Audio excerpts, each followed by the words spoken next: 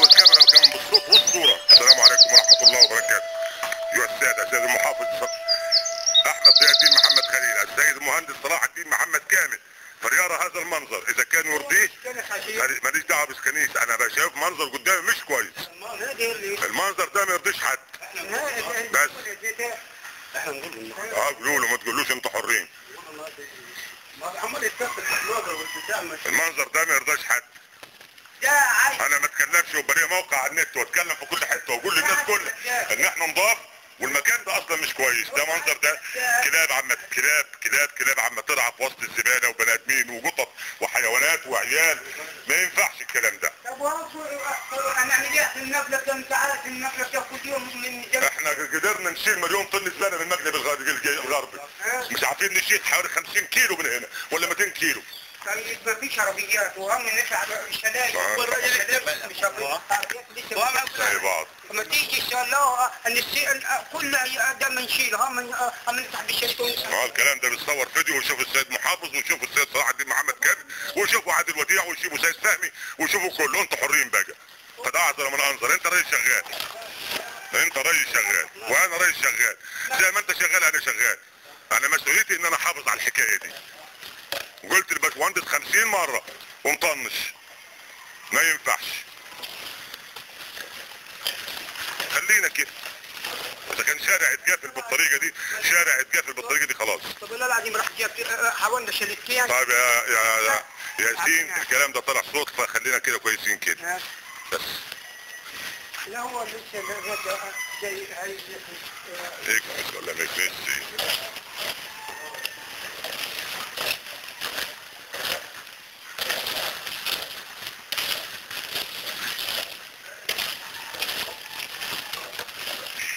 لا عم اكنس الشارع بنفسي، انا عم اكنس الشارع بنفسي وانظف الشارع بنفسي.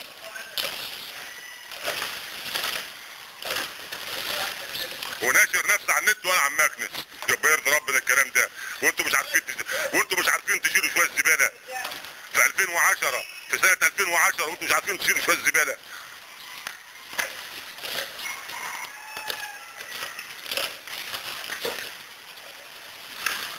النهارده ان شاء الله قبل المغرب هيكون الفيديو عند المهندس صلاح الدين محمد كامل. بعد كده الصرف روح يفتح الدفع يخليكم واحد. ارفع.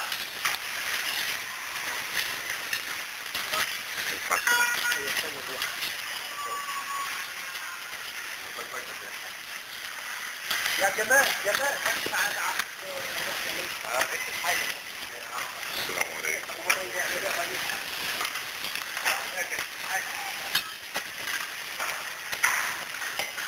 لا اجد منظر اكثر من هذا. رئيس الحي يقوم نفسه بتنظيف الشارع، يعني المواطن المفروض يفهم هذا الكلام ولا يلقي بمهملاته ولا زبالته ولا اترفته ولا قذوراته في الشارع. لا نحتاج من ينظفنا بل ننظف انفسنا. هذا هو مهندس الحي، لا اعرف اسمه، ولكن يقوم بتنظيف الشارع كما ترون. وفي موقع ملوي 5 يجب علينا. ايوه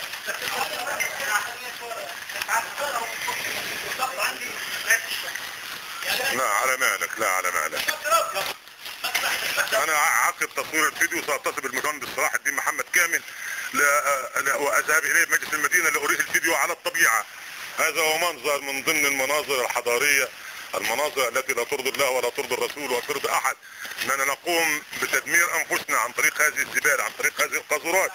عندما فكرنا في نقل كومة الزبالة او جبل الزبالة في ارض المصرف القبلي نقل، والان مش عارف، انا الكلمات تعجز عن التعبير. منظر مزري، منظر غير طبيعي. واحنا نحن في عام 2010، نحن في عام 2010. المواطن لا يتعاون مع مجلس المدينة بأعلى صوت، المواطن لا يتعاون مع مجلس المدينة ولا عمال النظافة ولا مع نفسه، بل يقوم بإلقاء. انا ما بعملش عمل باخد عليه اجر. انا مستعد، انا كنست الشارع اول امبارح ومستعد ان تمسك مكاني الكاميرا. امسك. احنا معنا المهندس راجل محترم مش مقصر معانا. رئيس المدينه سياده الوكيل وزاره المهندس صلاح كامل. امسك كده الكاميرا كده. امسك الكاميرا ولا يعلم. لا امسك الكاميرا انت كده. لا باين. امسكها كده. خليك عارف. لا معلش. لا ده حد. لا نحن نتعاون. لا مش غلط. لا مش غلط.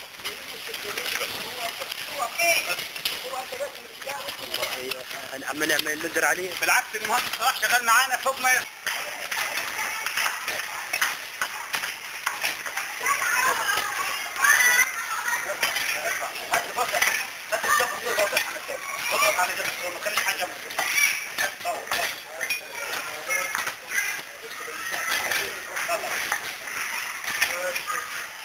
السلام عليكم ورحمة الله وبركاته. استجابة لمواطني شارع الازهر ومن غير استجابة، فالمهندس صلاح الدين محمد كامل ورجاله يعملون في صمت، يعملون لإزالة القمامة ليل نهار ولا يكلون. ففي الصباح الباكر كان المهندس يشتغل بنفسه هو و9 افراد من عمال النظافة، والان جاءت المعدة لتشتغل داخل القمامة.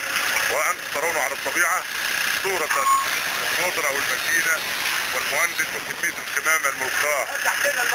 له مثال جيد للسلوكيات. المهندس جمال عبد الفتاح رئيس الحي استاذ نادي ومرات ومرات. جميل. كان الصبح العمال هنا، والان الساعة السادسة، الساعة السابعة.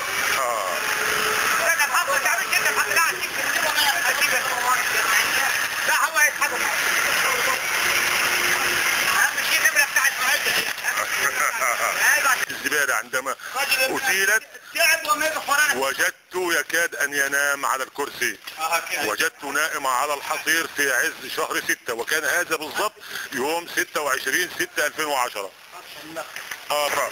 نحن الذي ألقينا بهذه القمامة، وليس رئيس مجلس المدينة أو المهندسون أو رئاسة المجلس. من الذي ألقى بهذه القمامة؟ سؤال موجه لكل مواطن بلده وكل مواطن شارع الأزهر. نحن الذين ألقينا بهذه القاذورات، ولكن من واجب مجلس المدينة أيضا أن نعاونه وأن نساعده وأن نقف بجواره وأن نكون على مستوى المسؤولية. في الصباح الباكر كانت كومة أخرى هنا تحمل الأوبئة والأمراض والقاذورات والصراصير والكلاب والقطط، والآن أصبح الشارع كما ترون نظيف.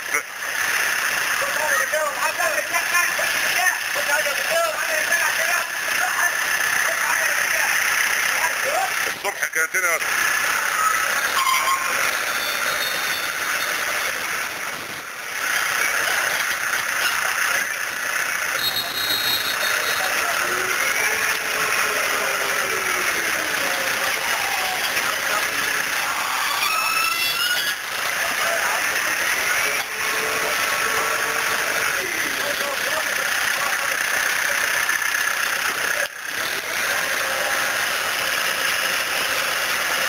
لنا كلمة أخيرة قبل أن ينتهي هذا العمل. نقول شكرا للمهندس جمال، ونقول شكرا لكل المعاونين، ونقول شكرا للدكتور أحمد ضياء الدين محمد خليل، ونقول شكرا أيضا للمهندس صلاح الدين محمد كامل، ونقول شكرا لكل من ساهم في إتمام هذا العمل الناجح. الآن ممكن العيال يلعبوا كورة بعد أن كان كومة من الزبالة تحوي الناموس والباعوض والحشرات والذباب، وكانت مرتع للأوبئة. نقول للمهندس جمال شكرا شكرا شكرا، فهو رجل خارق لا يعرف المستحيل. لقد أتى صباحا وعمل بنفسه. بارك الله فيك يا باشمهندس جمال، بارك الله فيكم.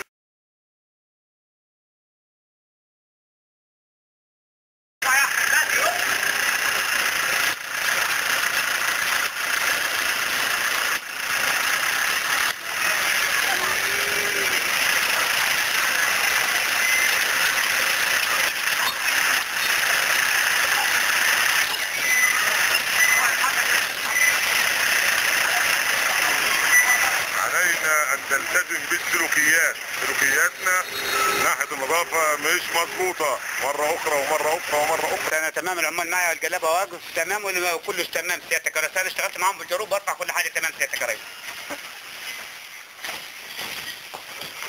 حاضر سيادتك. هو قول له جمال شغال بالجروب بنفسه ورفعتها له على هو ظاهر في الفيديو. والله هديك هتشوف الفيديو. خليك.